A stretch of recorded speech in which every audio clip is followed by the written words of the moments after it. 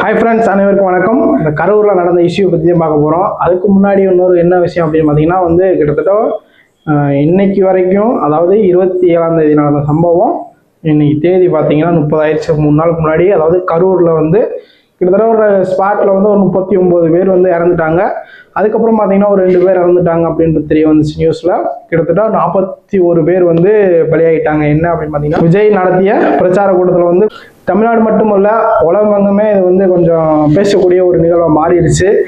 So இதுக்கு காரணம் யார் என்ன அப்படின்னு பார்க்கும்போது நியூஸில் சமூக வலைதளங்களில் பார்த்தீங்கன்னா ஃபுல்லாக எங்கே பார்த்தாலும் அந்த மெயினான ஒரு தலைவரை பற்றி தான் பேசிட்டு இருக்காங்க. அது யாருன்னு நான் சொல்றதுக்கு முன்னாடி அது உங்களுக்கே நீங்களே கெஸ் பண்ணியிருப்பீங்க. வேற யாரும் இல்லை, செந்தில் பாலாஜி அவர்கள் தான். ஒரு வேலை இருக்குமோ அப்படின்ற ஒரு பட்சத்தில் எல்லா பேரும் செந்தில் பாலாஜியை கார்னர் பண்ண ஆரம்பிச்சிட்டாங்க. டிஎம்கே தான் இதுக்கு முழு காரணம். அதாவது என்ன, நம்பர் 1 கரண்ட் ஆஃப் பண்ணது, அதாவது பவர் கட் பண்ணது. 2 அந்த கூட்ட நெரிசலில் எம்டியான ஒரு ஆம்புலன்ஸை உள்ள விட்டது. 3 அன்பில் மகேஷ் பொய்யாமொழி அவர்கள், கல்வித்துறை அமைச்சராக இருக்கக்கூடிய அவர்கள் நான் முன்னாடியே சொன்னேனே போகாதீங்க, இப்படிலாம் இருக்காதீங்க அப்படின்ட்டு, கேட்டீங்களா அப்படின்ட்டு அவர் அழுகிற வீடியோ பயங்கரமாக வைரல் ஆயிடுச்சு. என்னன்னா பார்த்தீங்கன்னா எல்லா பேரும் என்னன்னா இந்த நடிப்பிஸ்ட் அரக்கன் அப்படின்னு சொல்லுவாங்க. அந்த மாதிரி நம்ம அன்பில் மகேஷ் பொய்யாமொழி அவர்களை சமூக வலைதளங்களாக பயங்கரமாக ட்ரெண்ட் ஆக்கி விட்டுட்டு இருக்காங்க. இன்னைக்கு இன்றைய தேதியில் 30ஆம் தேதி டிவிகே தலைவர் அதாவது தளபதி விஜய் அவர்கள் ஒரு 4.5 நிமிஷம் காணொலி விட்டுருக்காங்க. அந்த காணொலியை நீங்கள் பார்த்துட்டு வாங்க. நிறைய பேர் பார்த்துருப்பீங்க. சப்போஸ் பார்க்காதவங்க பார்த்துட்டு வாங்க. ஓகே. என் லைஃப்பில் இந்த மாதிரி ஒரு பெயின்ஃபுல்லான ஒரு சுச்சுவேஷனை நான் ஃபேஸ் பண்ணதே கிடையாது. மனசு முழுக்க வலி மட்டும்தான். இந்த சுற்றுப்பயணத்தில் என்னென்ன மக்கள் வரும், அதுக்கு ஒரே ஒரு காரணம் தான் அவங்க என் மேலே வச்சிருக்கிற அன்பும் பாசம்.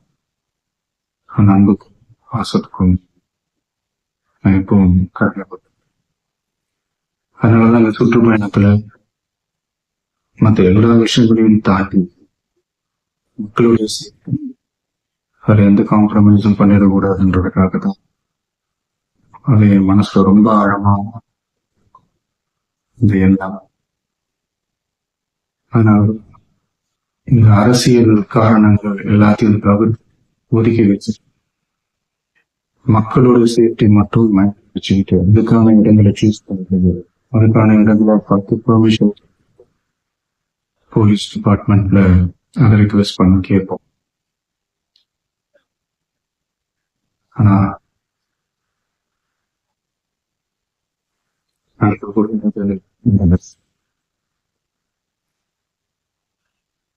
மனுஷன் தானே.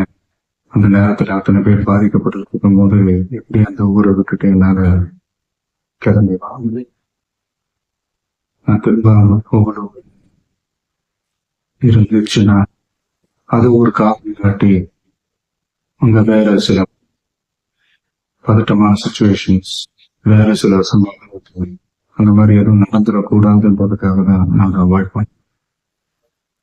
இந்த நேரத்துல சொந்தங்களை இழந்து தவிக்கிற இத்தனை குடும்பங்களுக்கும் என்னோட ஆழ்ந்த இடங்களை தெரிவிச்சுக்கிறேன். தெரியும், என்ன சொன்னாலும் இது இடையாகாதுன்னு தெரியும். ஹாஸ்பிட்டல்ல ட்ரீட் பண்ணிட்டு இருக்கிற எல்லாருமே சீக்கிரமா கியூர் ஆகி வரணும்ன்றது எங்க நேரத்துல கூடிய சீக்கிரம்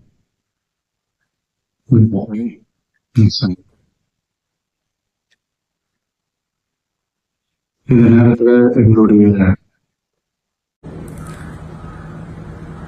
வலிகளை, எங்களுடைய நிலைமையை புரிஞ்சுக்கிட்டு எங்களுக்காக பேசின அரசியல் கட்சிகளை சார்ந்த நண்பர்கள், தலைவர்கள் அனைவருக்கும் என்னுடைய நன்றியை தெரிவிச்சுக்கிறேன். கிட்டத்தட்ட ஒரு 5 மாவட்டத்துக்கு பிரச்சாரத்துக்கு போனோம்.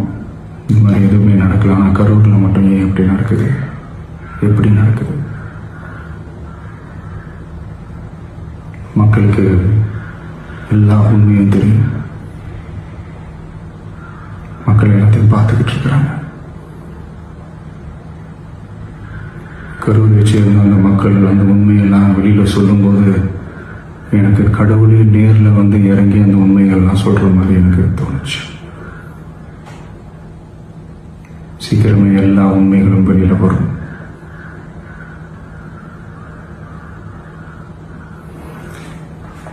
எங்களுக்கு தரப்பட்ட இடத்துல நாங்கள் போய் அந்த அந்த ஸ்பாட்ல இருந்து நாங்கள் பேசிட்டு வந்தோம். அதை தாண்டி எந்த தவறும் எங்கள் சைடில் நாங்கள் எதுவுமே செய்யலை. பட் இருந்தாலும் எங்கள் கட்சியை சேர்ந்த நிர்வாகிகள் தோழர்கள் மேலே எஃப்ஐஆர், அது மட்டும் இல்லை சோஷியல் மீடியாவை சேர்ந்த நண்பர்கள் தோழர்கள் அவங்க மேலே எஃப்ஐஆர்லாம் போட்டு இப்போ பிடிச்சிக்கிட்டு இருக்கிறாங்க.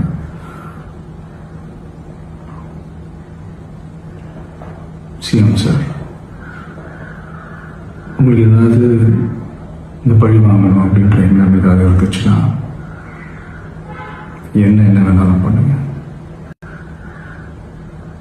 அவங்க மேலே கை வைக்காதீங்க. நான் ஒன்று வீட்டில் இருப்பேன், இல்லை நான் ஆஃபீஸில் இருப்பேன். என்ன வேணாலும் செய்யுங்க. நண்பர்களே, தோழர்களே, நம்மளோட அரசியல் பயணம் இன்னும் ஸ்ட்ராங்காக, இன்னும் தைரியத்தோட கண்டினியூ ஆகும்.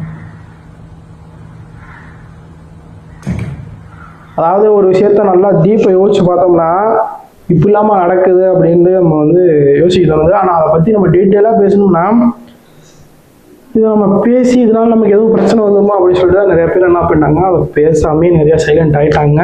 அது எல்லா பேருக்குமே தெரியும் எதனால் நடந்திருக்கு, என்ன காரணம், ஏன் அப்படின்ட்டு. ஸோ வந்து சமூக வலைதளங்களில் வந்து தவறாக வந்து எதுவும் பதிவிடக்கூடாது, நீங்கள் வதந்தியை பரப்பாதீர்கள், அப்படி வதந்தியை பரப்ப வேண்டாம் அப்படின்னு சொல்லியிருக்காங்க ஸ்டாலின், அதாவது சிஎம் சார் அவர்கள். ஓகே, நம்ம வதந்தியெல்லாம் பரப்பலாம், ஆனால் உண்மைன்றது போதானே செய்யும். அந்த மாதிரி பொறுத்திருந்து பார்ப்போம். கண்டிப்பாக வந்து இதற்கு காரணம் யாருன்னு கண்டிப்பாக தெரியும், தெரிய வரும்ன்றது எல்லா பேருக்கும் தெரியும்.